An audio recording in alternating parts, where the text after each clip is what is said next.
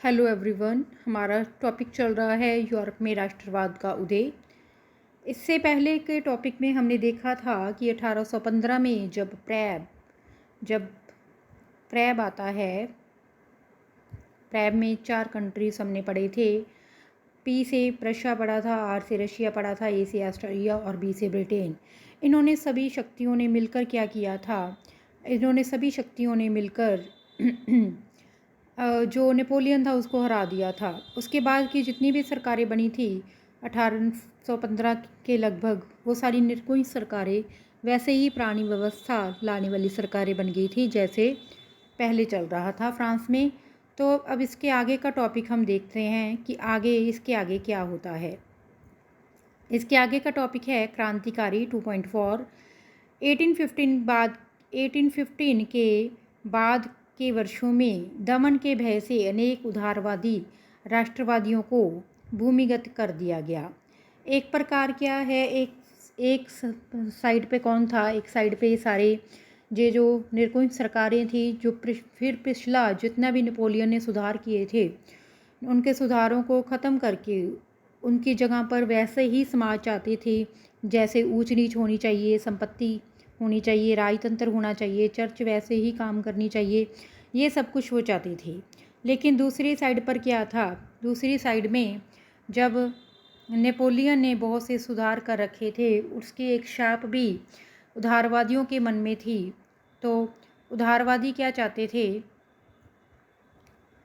उदारवादी हैं जो, वो फिर से एक अच्छा राष्ट्र चाहते थे। तो उन फिर से वो कोई लड़ाई झगड़ा ना हो जाए, इस डर से सरकार ने क्या किया, निर्कुंज सरकारों ने क्या किया कि उनको कुछ भूमि का हिस्सा दे दिया। बहुत सारे यूरोपीय राज्यों में क्रांतिकारियों को प्रशिक्षण लाने और विचारों का प्रसार करने के लिए गुप्त संगठन उभर आए।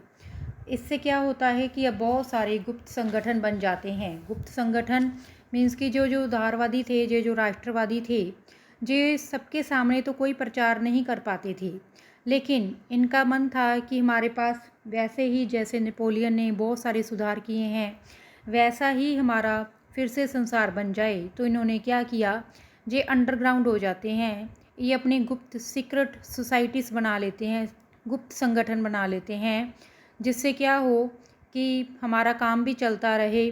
और जो निर्कुंज सरकारें जिन्होंने मिलकर नेपोलियन को हराया था, हमने पढ़ा था कि प्रैब ने 4 कंट्रीज़, प्रैब जिसको हमने प्रैब से लर्न किया था, पी से था प्रशा, आर से रशिया, ए से ऑस्ट्रेलिया और बी से था ब्रिटेन। इन चारों ने मिलकर नेपोलियन को 1815 में हरा दिया था। उसके जितने भी सुधार थे उनको भी ख़त्म कर दिया था।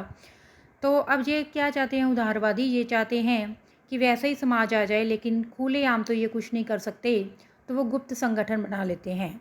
उस समय क्रांतिकारी होने का मतलब उन राजतंत्रीय व्यवस्थाओं का विरोध करने से था जो वियना कांग्रेस के बाद स्थापित की गई थी।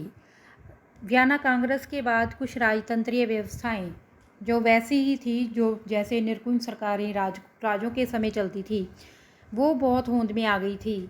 तो इनको सबको ख़त्म करना चाहते थे ये उदारवादी लोग।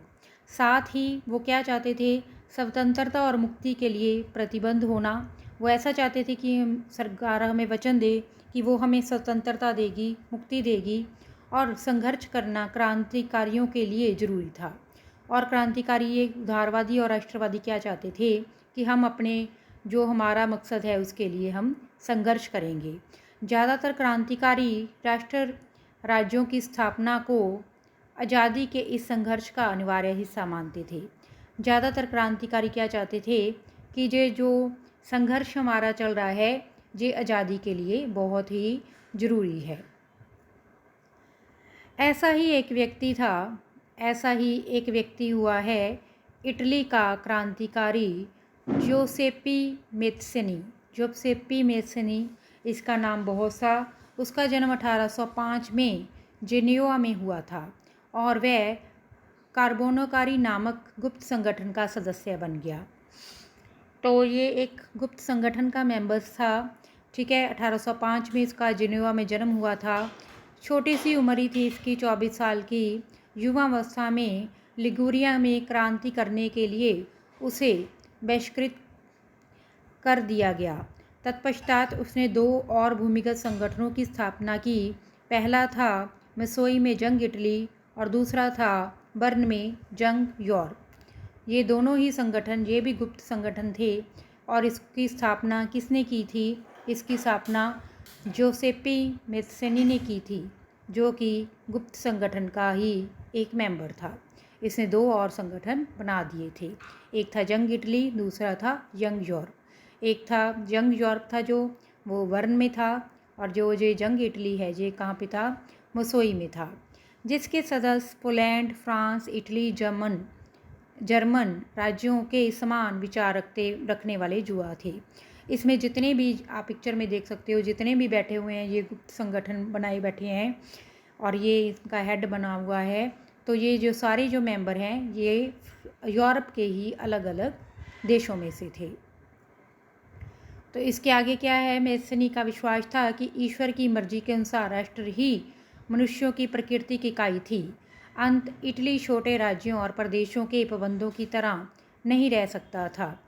ये इटली से मेन संबंधित था, तो ये इटली के लिए आज़ादी चाहता था। उसे जोड़कर राष्ट्रों के व्यापक गठबंधनों के अंतर एकीकृत गणतंत्र बनाना ही था। यही एकीकरण ही इटली की मुक्ति का आधार हो सकता था।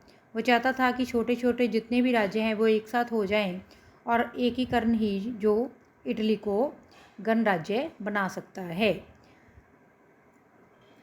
उसके इस मॉडल की देखा देखी जर्मनी, फ्रांस, स्विट्जरलैंड, पोलैंड में गुप्त संगठन कायम किए गए। जैसे ही वो काम कर रहा था वैसे ही ये इटली में मेन काम कर रहा था। इटली में ही इसने 2 संगठन बना रखे थे, ठीक है। लेकिन दूसरे देशों में भी ऐसे ही फिर संगठन हैं जो वो देखने को गुप्त संगठन मिलते हैं।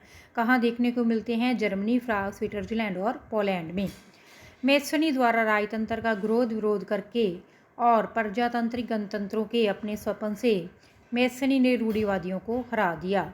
मेस्सेनी ने बहुत विरोध किया और इसने क्या किया? जो रूढ़िवादी लोग जो नेपोलियन को हराकर फिर से एक बार 1815 में हमें देखने को मिले थे, वही पुरानी सोच देखने को मिली थी, इसने मेस्सेनी ने उनको हरा दिया। मैटरनिक ने उसे हमारी सामाजिक व्यवस्था का सबसे खतरनाक दुश्मन बताया है। मैटरनिक का नाम हमने पहले भी पढ़ा है, जिसने वियना संधि जो हुई थी उस पर उसका नेतृत्व किया था, उसका वो हेड था। तो उसने देखा कि जो है हमारी जो सामाजिक व्यवस्था है उसका सबसे बड़ा दुश्मन है जो ये बन चुका है। इसका नाम क्या था? जोसेपी मेस्सेनी। क्यों इसको बोल रहे थे वो ऐसे दुश्मन? क्योंकि इसने फिर से वही सुधार करने शुरू कर दिए थे जो कि नेपोलियन ने अपने समय में कभी किए थे। इसके साथ ही हमारा ये टॉपिक ख़त्म होता है। अभी मैं आपको 1-2 प्रश्न पूछ रही हूँ। अगर आपको वो प्रश्न आते हैं तो उनका उत्तर मुझे कमेंट बॉक्स में ज़रूर दीजिए। तो फर्स्ट हमारा प्रश्न है, नेपोलियन ने कितने राज्यों का जर्मन महासंघ स्थापित किया था? तो इसमें मैं आपको थोड़ी ऑप्शंस दे रही हूँ क्योंकि ये टॉपिक हमने आज नहीं पढ़ा, पहले पढ़ा हुआ है। 35, 39, 40, 42। एक और प्रश्न है, एक इस पैराग्राफ से ही पूछाएंगे हम जो हमने आज पढ़ा है। आज हमने जो पढ़ा है, हमने एक क्रांतिकारी पढ़ा है इटली का, जोसेनी मेस्सेनी का हमने पढ़ा है। 1805 में इसका जन्म हुआ है। तो इसकी तब उम्र कितनी थी? तो ऑप्शंस हैं 25 साल, 30 साल, 24 साल या फिर 28 साल। अगर आपको इन दोनों क्वेश्चन के आंसर आते हैं तो आप कमेंट बॉक्स में आंसर दीजिए। धन्यवाद।